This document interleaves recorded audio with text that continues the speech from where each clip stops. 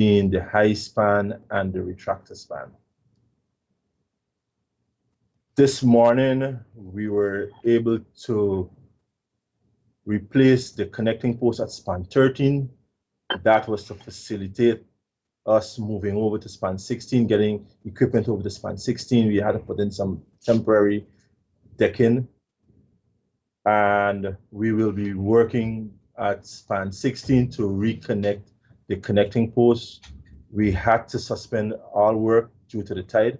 The tide is really against us. We expect that to change in another 2 hours. Total and posts to be changed, 9.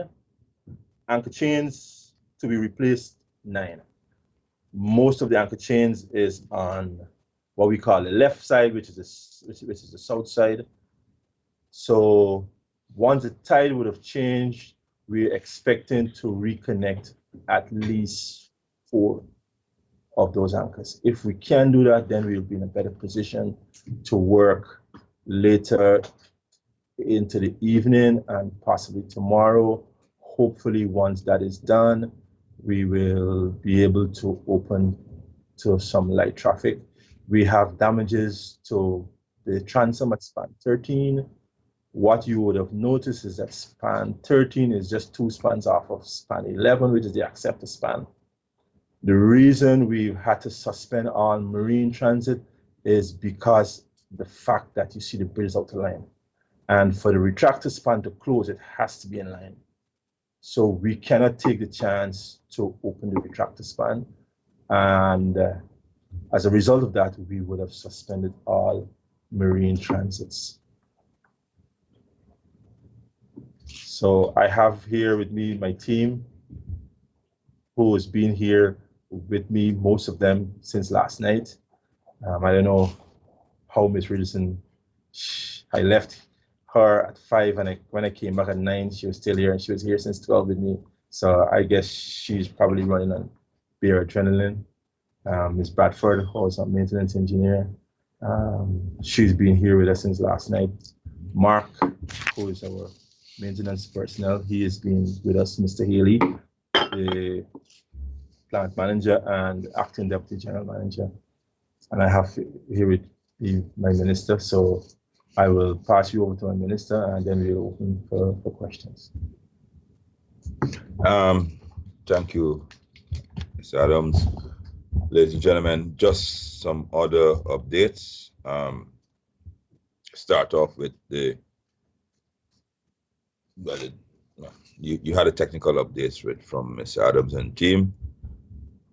Right now, I know it all before anyone asks, the situation with the barge is that the crew and the crew in the barge has been detained by the police. They're right now, I know, giving statements at the CID headquarters. I was told the preliminary assessment from Marad, they are yet to confirm it, that they suspected the barge was outside its anchorage point, its designated anchorage point.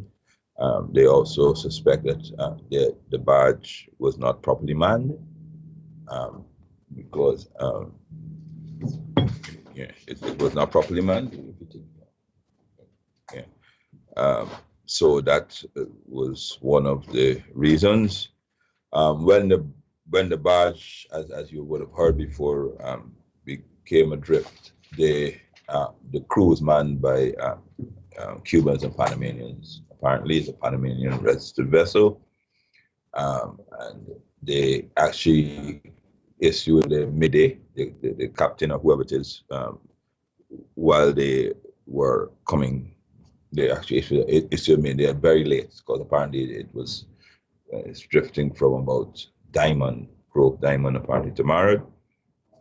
So it passed several vessels and wharves, and they very late gave us very late they give the mayday issue name mayday, or it was received by the lighthouse.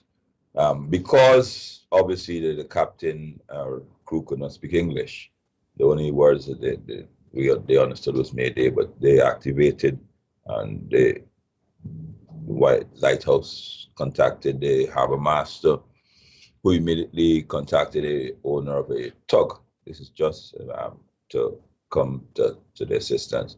But unfortunately, all of that was a bit late because they already would have come into contact with the bridge. I know one of the questions have already would have that arise, whose responsibility it is to ensure that these barges stay where they should be. MARD has overall responsibility with the captains, the pilots that pilot these vessels. I mean, obviously have a lot of responsibility, including captains. Everyone knows in Guyana, at least, that the tide changes every 6 hours, I think. So therefore, obviously, you must have a lookout. You must take adequate protections. That has not been in a preliminary investigation. That has not been done. But I can't say any more on the investigation until after I get the report back from the police this afternoon. I must commend the Commissioner of Police and Minister of Public Security because they were able to respond very quickly. That being said, the only access across the river now, well, other than private person, is the water taxis at Freedom Hoop and Stabrook. And that has been working. Unfortunately, we because it happened at 1 a.m., we were able to activate one additional staff from MARD as well as the police, and we have been able to, and so that has been functioning efficiently. There are 55 water taxis. All of them, I gather, are in operation. For temporary measures, one, we will keep the water taxi service open until, or initially I had 8 p.m., but after an assessment and we're going to rent some portable lights and those things like that and put in some temporary navies, we're going to keep the water taxi service open until 10 p.m. tonight. The implications of that, and so I do hope that's why it's here. The implication of that is this, and I'd like you to communicate that after 10 p.m. this evening, unless you have an alternative method of crossing the river, you wouldn't be able to. So I like persons to you to communicate to the public. We will be running communicate to the public that the close off time is 10 p.m. for the river taxis. Obviously, MARD will also, under our instruction, will have four emergency vessels in place for the periods between 10 p.m. when we reopen at 6 a.m. Obviously, the emergency vessels is at the main hospital is in Georgetown, so they probably so such as a medical emergency. They are served key personnel that have to be working on shifts. They will be accommodated. But I want to make this quite clear. And I've asked MARD, I've contacted the public health, public security, all my colleagues, that people can be going to, these are not, we're not operating in normal time, so somebody can't come in from a bar at 10:01 and claim to be an emergency person and get on to the vessel. It is for emergency personnel. We've already asked the respective permanent secretaries in the ministry give us a list of persons or types of categories of persons, and among the persons who you consider will have to be using this service after 10 p.m. So I'd like to get our message out. We'll be running ads on the news, on the radio and on TV to tell persons go home. Today is an unusual day. It's an unfortunate event. We do apologize to anybody who would have to cancel any prearranged plans, but if you are from either side of the river, but this is just a one-off. The general manager has explained about ocean-going vessels.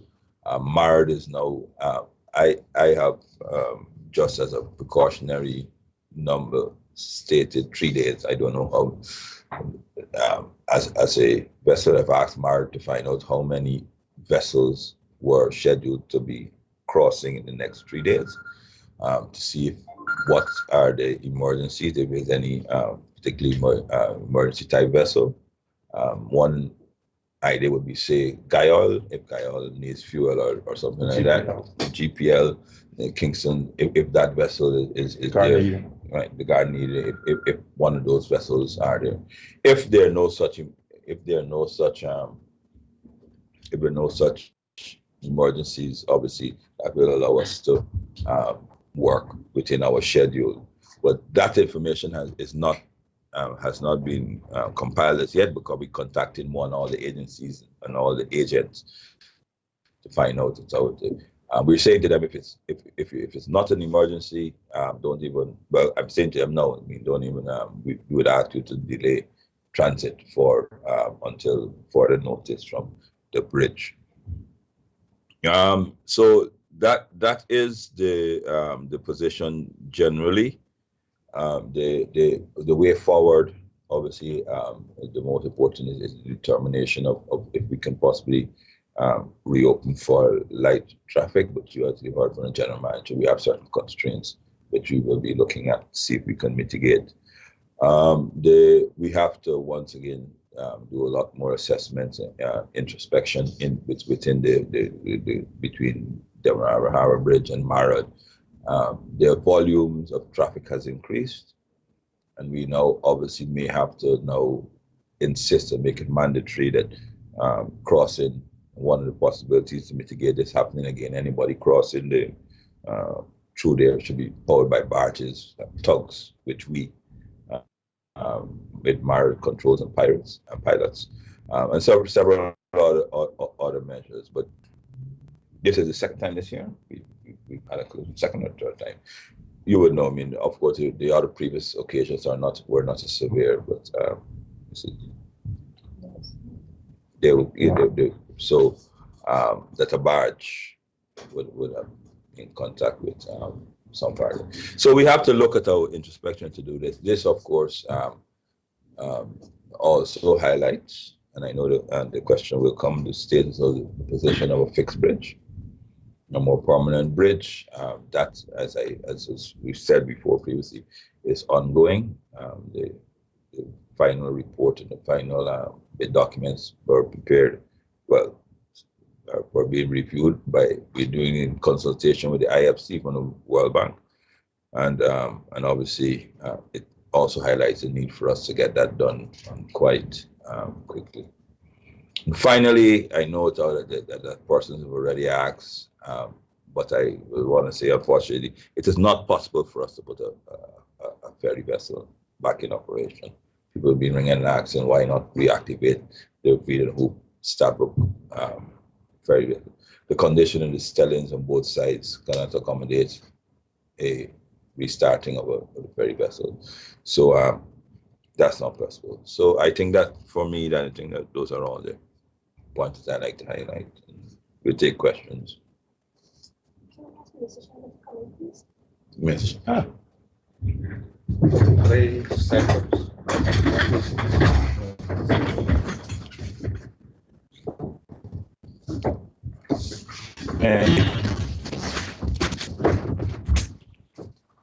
Yes.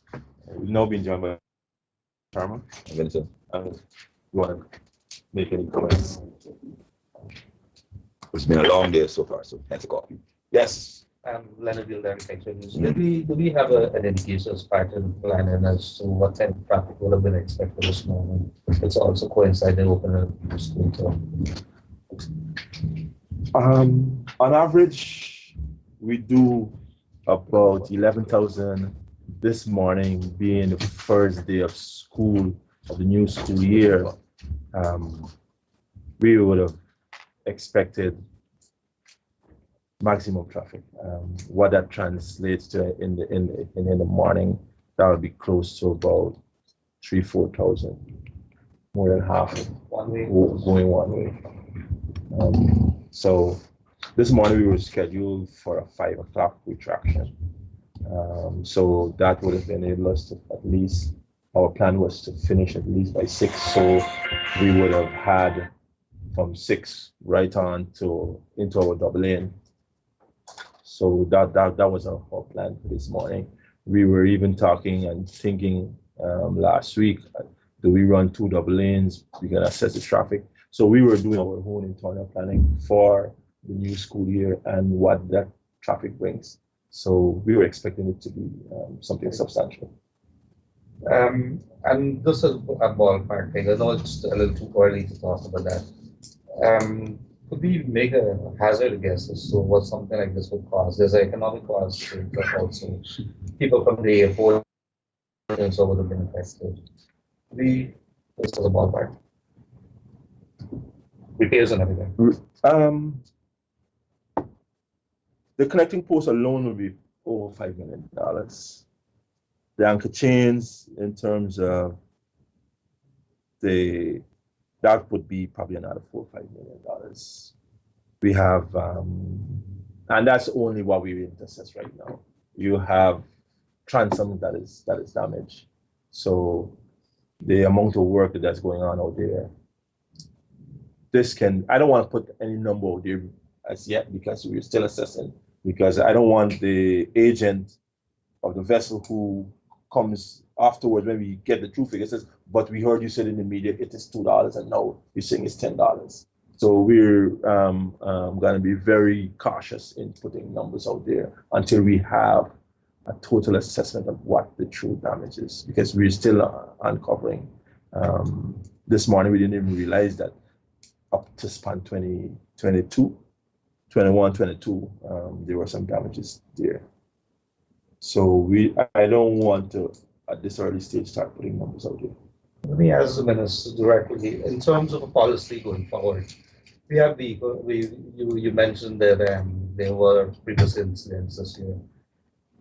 Is it the time to relook at maybe liability insurance for all vessels, person transiting the span, going forward?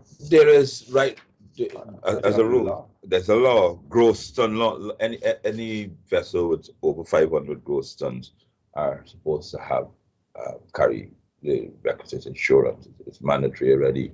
I mean, obviously, so this vessel would be there. So therefore, I mean, what you're asking if to even lower that or carry up the insurance. I mean, I don't think the insurance has a limit. I have to be because I know what I'm told is when this investigation is finished, you then approach the insurance agencies. I don't think that they have a cap. So there you are to be insured. Vessels over a certain gross tonnage must be insured to navigate here, and then we will make a claim against them. One last question with regards to monitoring. As MARAD on the staff, then is it time to probably relook at hiring more people? Maybe change our systems? Is it enough? Well, there is MARAD. I mean, obviously, with the advent of oil and gas, I mean, which adds another dimension to the responsibilities of MARAD and those things like that. But right now, we've already commissioned a study onto the organization of MARAD. I mean, we've been having some help from the UK government, so we are looking at that to see what the capacities, where the gaps are, where the skill sets, if any gaps there are, and where we can acquire the support. Just a similar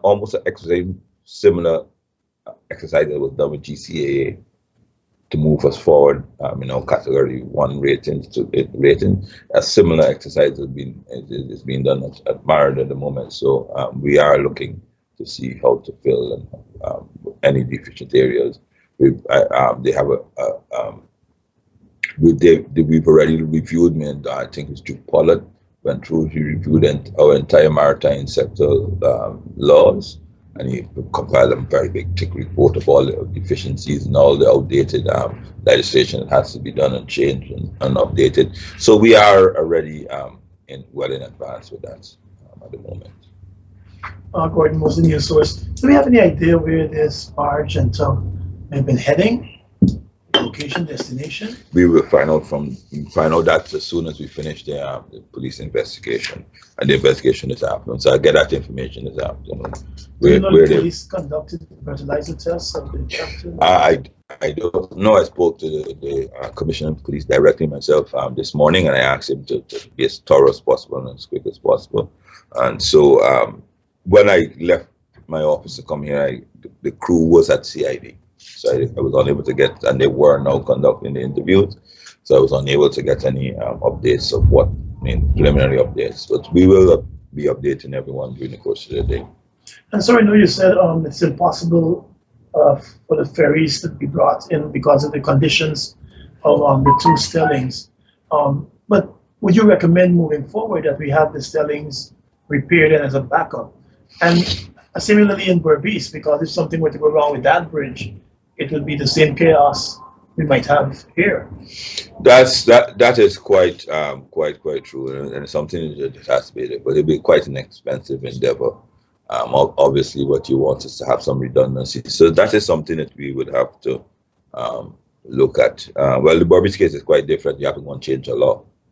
Demerara, we don't have to go. And maybe that's a question of reactivating this. I would have announced early on that I have a waterfront development project on, which is the upgrade of this Stabrook and the Freedom Hoop Stelling, as well as the waterfront which is what we call the seawall, which is and that consultancy is ongoing. But the idea behind that was to upgrade them for more and better water taxi services. Right at the time, we didn't come. It wasn't contemplated us looking for additional vehicular traffic. So when my overall infrastructure plan was done, I had anticipated by now we would have been having a fixed construction on the way. So therefore, the gap there would have been a question of the river taxis, not only for the Georgetown feeding hoop section. You could have, when it's finished, you go from feeding hoop to the east bank. So and vice versa. So commuters can cut out that entire road linkage. That is how it was developed. That's how the consultancy, when we did the consultancy, said to us that in addition to the bridge, you do additional river taxi transportation. I'll have to, and we'll have to look to see redundancies for vehicular travel. With a fixed bridge, I think that the risk will be less, but it is an expensive endeavor to get those studies back up in order. They have been out of commission for quite some time. This is like a minimal repair works that you can do because even with the river taxi service, both stellings look really unsafe for the people who have to climb those stairs and climb down regularly. So is the government and your ministry looking at doing some repair works at least make it safer with or without fixed bridge and all of that? Yeah, but yes, as I said, so we working to actually enhance and redo the entire. This is with the UK SIP funding. We have the money to upgrade both those landings, Stabrook, which includes transport to Harbour section, as well as where the Stabrook market. They link them and make that into a waterfront, and so that is on the cards. Right now, what's being done is the final. But I mean, the reports today for to go to tender to do exactly what you're saying.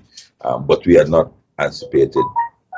I had not contemplated doing it for vehicle travel. So the upgrades of it are on track, but not for vehicular transit.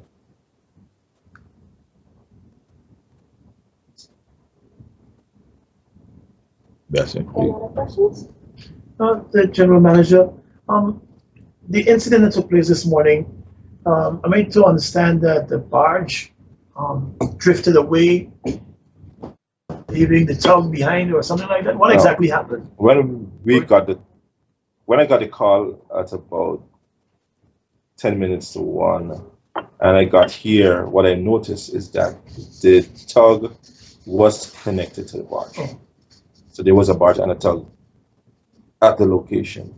The tug was what we call broadsiding the pontoon, so all of the boys that were submerged under the tug and the barge, under the barge and the tug was right there.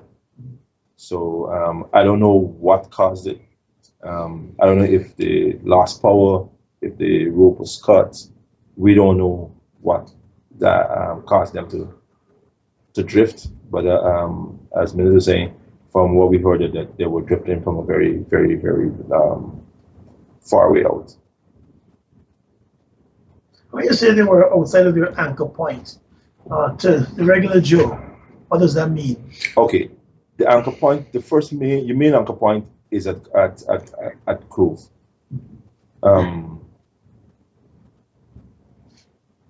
Grove going into Craig, that area there, that is a very deep point. That is where you anchor. When you're preparing to transit, then is when you lift anchor. When you're about to, and then you start coming into position. At that time, then the bridge will be opening. For day to be at 12 o'clock here, the bridge was supposed to open at 5. You normally would be picking up anchor somewhere about 4 o'clock, trying to get down. So it means then that something was happening. Were they scheduled to be crossing this morning? No, they had the booking. Even then, they hadn't had the booking Yes. for this morning 5 o'clock. So But the anchorage point is way in Grove.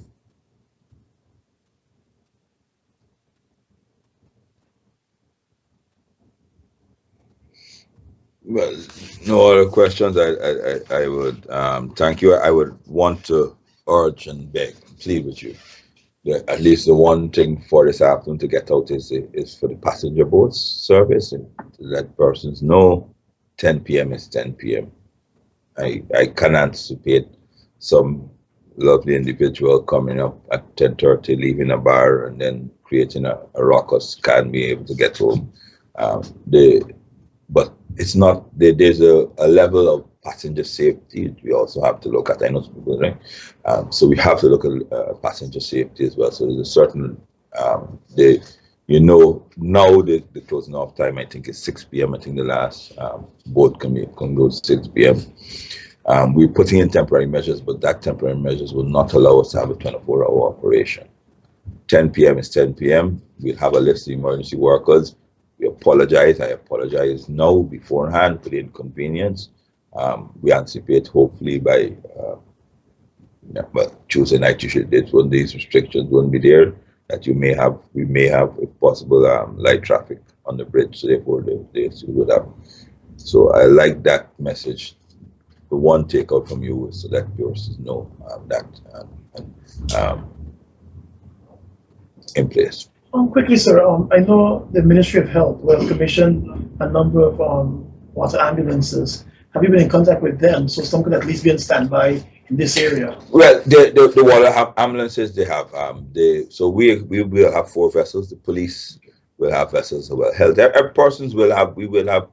In case of emergencies, we shall be very prepared. So we're taking 4. We're in contact with the Coast Guard. The Coast Guard. They have indicated to me that they will be providing emergency vessels. So in case of, any emergencies coming over, so that has been taken care of. What the persons I'm appealing to are the regular travelers who are entitled. This is a free country, and they are entitled to free transit everywhere. But in this circumstances, after 10 p.m., we are asking that. Go home already? Yes. I didn't want to say that myself, but mostly. What I would want to say, tomorrow at 10 o'clock, we can reconvene so I can give you an update. Please don't call me all hours in tonight and in the morning because we'll be busy working to get an update. I will be glad to give you an update at 10 tomorrow morning. Same time, same place. Same place, 10 o'clock in the morning. Thank you. You can. Y'all can. We can. Finish up the